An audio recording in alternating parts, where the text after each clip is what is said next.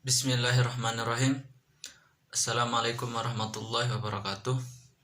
Pada kesempatan ini saya atas nama Rizal Handi, kelas 7C Prodi PGSD, ingin membahas mengenai tentang mata pelajaran multikulturalisme.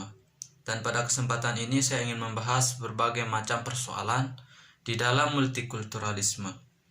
Yang pertama itu adalah pengertian dari multikulturalisme. Kemudian yang kedua, pendapat para ahli terhadap multikulturalisme. Kemudian yang ketiga, faktor multikulturalisme. Kemudian yang keempat, kondisi multikulturalisme di negara kita, yaitu di Indonesia. Kemudian yang ketiga, kemudian yang kelima yaitu pentingnya mengembangkan multikulturalisme.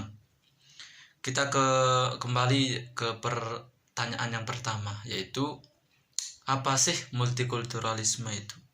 Multikulturalisme itu adalah, dalam Kamus Besar Bahasa Indonesia, itu gejala pada seseorang atau suatu masyarakat yang ditandai oleh kebiasaan menggunakan lebih dari satu kebudayaan, yang dimana multikulturalisme itu adalah sebuah ideologi yang mengakui dan mengagungkan perbedaan. Perbedaan yang dimaksud adalah perbedaan orang per orang atau perbedaan budaya, seperti perbedaan nilai-nilai, sistem, kebudayaan, kebiasaan, dan politik, yang dimana di dalam kita bernegara, bermasyarakat, dan beragama, hal yang paling dikedepankan dalam kehidupan kita sehari-hari yaitu toleransi, yang dimana kita harus saling menghargai perbedaan antara apa yang kita miliki. Mengenai tentang perbedaan nilai-nilai, sistem, budaya, dan hal lain sebagainya, itu merupakan suatu hal yang sangat rentan di dalam sebuah kehidupan bermasyarakat, yang dimana di dalam perbedaan itu bisa menimbulkan sebuah fanatik atau anarkis terhadap perbedaan budaya tersebut. Hal ini merupakan sebuah pekerjaan bagi kita yang mengerti mengenai tentang multikulturalisme, untuk selalu mengedepankan toleran terhadap perbedaan, baik di dalam budaya kita sendiri, beragama, dan hal lain sebagainya yang merupakan sebuah perbedaan di dalam bernegara tersebut, dalam bernegara dan bermasyarakat.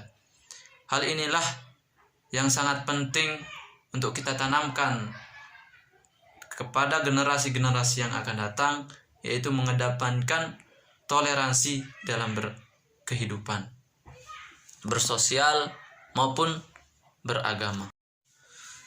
Kemudian persoalan yang kedua yaitu pendapat para ahli mengenai tentang multikulturalisme.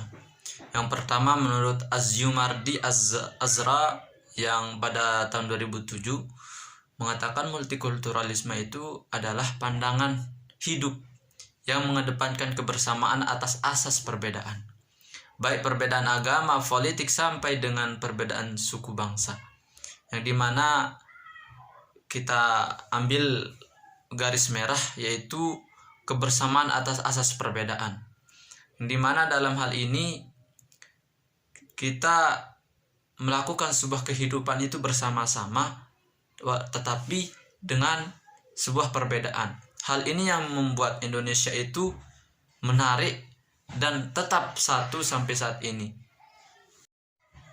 Selanjutnya, menurut Farek pada tahun 1997, multikulturalisme itu adalah kesepakatan yang dia dibangun atas dasar perbedaan, baik secara komunitas budaya, sejarah, kebiasaan, serta adat. Hal ini semua merupakan kesepakatan yang berasal dari sebuah perbedaan. Kemudian ahli yang ketiga yaitu Lawrence Bloom, yang mengatakan multikulturalisme itu adalah pemahaman atas suatu ideologi yang menerima perbedaan dengan dasar kesadaran, baik secara individu ataupun berkelompok. Kemudian yang permasalahan yang ketiga yaitu faktor multikulturalisme atau perbedaan. Banyak hal yang menyebabkan multikulturalisme itu, yaitu yang pertama faktor sejarah Indonesia. Kemudian yang kedua faktor geografis, kemudian yang ketiga faktor bentuk fisik. Selanjutnya faktor perbedaan struktur geologi, kemudian faktor perbedaan iklim, dan yang terakhir faktor integrasi suku bangsa yang berbeda. Hal ini merupakan pemicu atau faktor yang menyebabkan perbedaan di dalam kehidupan sosial yang ada di Indonesia.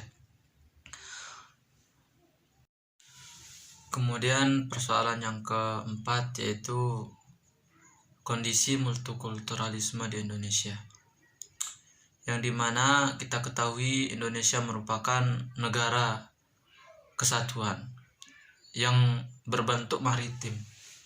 Hal ini salah satu faktor dari sebuah perbedaan, yang dimana letak geografisnya terlalu banyak dan membuat perbedaan-perbedaan budaya di antara masyarakat Indonesia. Akan tetapi hal itu merupakan bukan sebuah ancaman atau bahaya bagi negara Indonesia. Yang kebanyakan orang berpikir di dalam perbedaan itu rentan terhadap konflik atau perpecahan. Akan tetapi pada hakikatnya itu tidak. Indonesia merupakan negara kesatuan yang mempunyai banyak budaya, mempunyai banyak pulau-pulau kecil yang menyebabkan sebuah perbedaan. Akan tetapi di dalam perbedaan tersebut Indonesia menciptakan suatu kesatuan, yaitu Negara Kesatuan Republik Indonesia yang sangat kuat.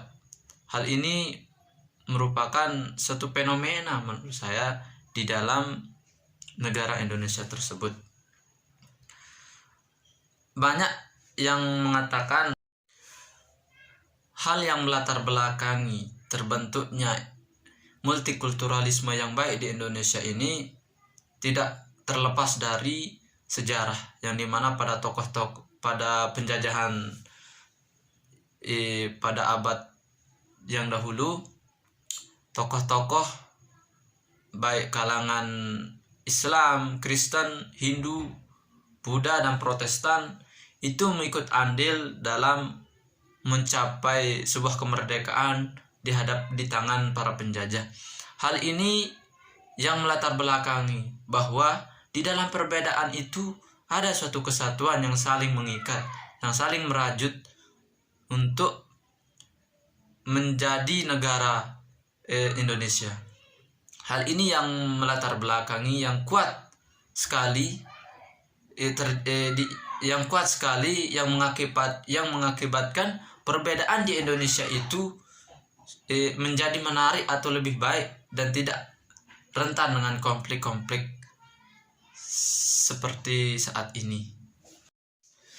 Kemudian yang terakhir yaitu pentingnya pengembangan multikulturalisme, yang dimana pada bagian ini saya mengetik perkataan dari Imran Mushadi pada tahun 2009 yang mengatakan pendidikan multikulturalisme bertujuan mewujudkan sebuah bangsa yang kuat, maju, adil, makmur, dan sejahtera tanpa perbedaan etnis, ras, agama, dan budaya, dengan semangat mengembangkan kekuatan di seluruh sektor sehingga tercapai kemakmuran bersama, memiliki harga diri yang tinggi dan dihargai bangsa lain. Itulah pentingnya pendidikan multikulturalisme di negara kita. Sekian dari saya. Wabillahi taufiq wal hidayah. Wassalamualaikum warahmatullahi wabarakatuh.